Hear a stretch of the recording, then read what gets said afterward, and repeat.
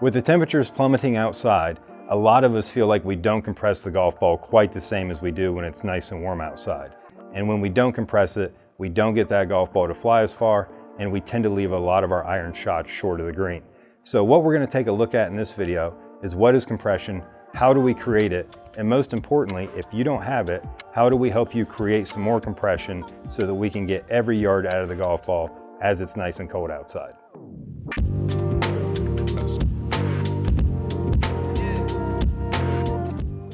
So when I started playing golf, they used to sell golf balls by compression.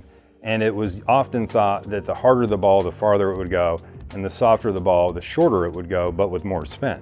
And there is some truth to some of that thinking, but a lot of what happens when it comes to compression is determined by the manufacturer of the golf ball and the ambient air temperature outside. That's really what creates the opportunity for compression. And a lot of golfers tend to feel like they hit a lot of shots and they don't compress the golf ball. But the simple truth is that if you hit the golf ball with the club face, you do compress the golf ball. So we know that compression happens because we're hitting a soft golf ball that is non-rigid with a rigid piece of steel. And this rigid piece of steel, even though it has a sweet spot, that sweet spot isn't any softer than any other part of this face. So there's not a single part of that piece of steel that I'm gonna let hit me, even if it is feeling soft, because I align the center of mass of the club with the center of mass of the ball, which creates the most compression and feels really nice, assuming I deliver the correct amount of loft. So what is compression then? If we're creating compression every time we hit the ball, and then we hit one and it flies short and it feels weak off the face, and we feel like we didn't have that compression, what is actually going on? And that's what we're going to take a look at next and talk about not only what compression is, but how we can create more of it. So one thing that we can think about when it comes to compression is feel. And we definitely feel compression, or what we believe to be compression. And what I want to do is I want to talk about what that feeling kind of is, and more importantly, isn't. So I think a lot of golfers really struggle with returning the golf club with the handle in front of the club head when they hit the golf ball. And when we start kind of changing the relationship between the hands and the club head during the swing, what we tend to see is that we start changing the angle between my wrist and the club head from the perspective of the frontal plane. So we can see that that's really creating a lot of angles now that I wasn't making necessarily before. So the thing is that if we're bringing the club back to the ball and we're not getting the hands to lead the club head, and we start releasing the club head early and have what we would call some early club head throwaway, now all of a sudden I'm not delivering the same amount of loft to the golf ball that I started with. So once again, if I kind of show you this, I'm gonna go ahead and kind of set up how I normally would for kind of a stock 9-iron here. Okay, so there's kind of my normal setup. Now, what we want to think about is if my hands are already in front of the ball and of the club head, and the club head is behind the ball, there's offset built into the clubs. But we have to think about this for just a moment. We know that the golf ball is going to launch lower than the amount of loft on the club. So the reason that is because I'm going to hit down on the golf ball, hitting the ground in front of the ball, and that's going to pull that launch angle significantly down and create the backspin that makes the ball lift in the air. So with that being said, the compression is really about delivering the appropriate amount of loft and hitting the middle of the face, which makes it feel good and makes it fly the appropriate distance. Because when we're looking at our target and we select our golf club, so I have a 9-iron here, I probably know the distance before I pick the club. So if I know the distance and then I pick the club and I set up and I go, okay, I've got my 9-iron and it's gonna go the right distance, this is perfect. And then I take the club back and I bring it down, and all of a sudden I kind of release it too soon.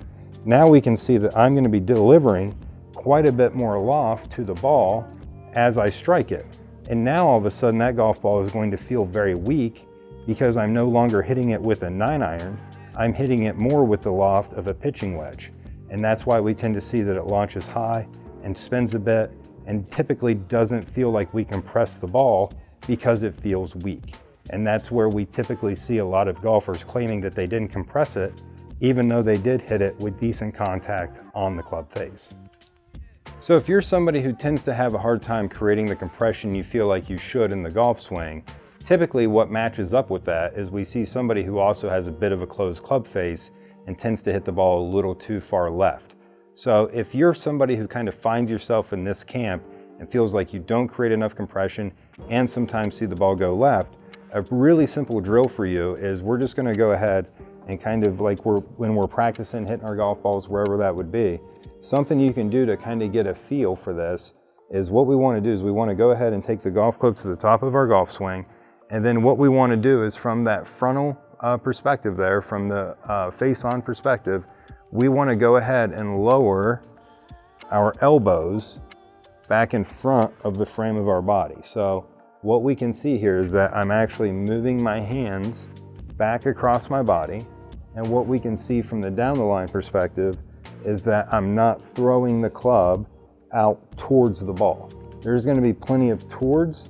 I need to work on getting the golf club to work more kind of down this line, moving the hands more across. So the simple drill that we're gonna do is we're just gonna take the club to the top.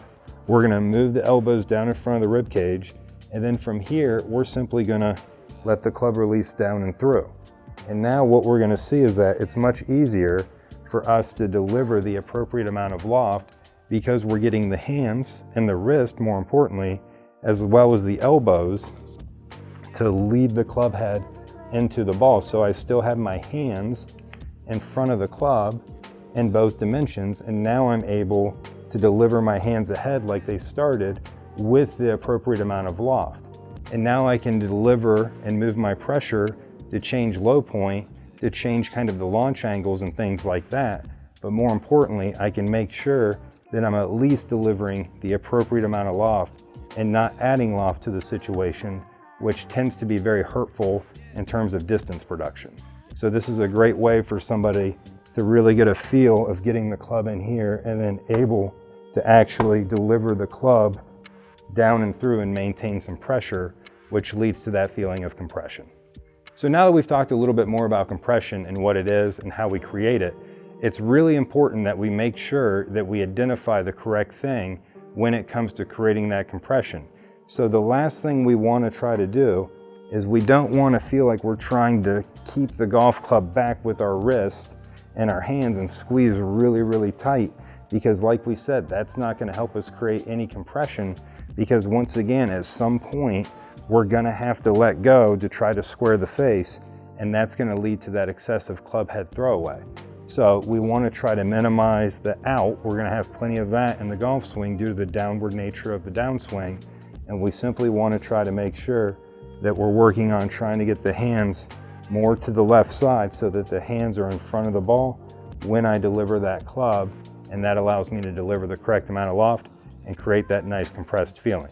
So we hope you found this helpful. If you have any questions about compression or how to create more of it, please make sure to leave us a comment in the comment section below.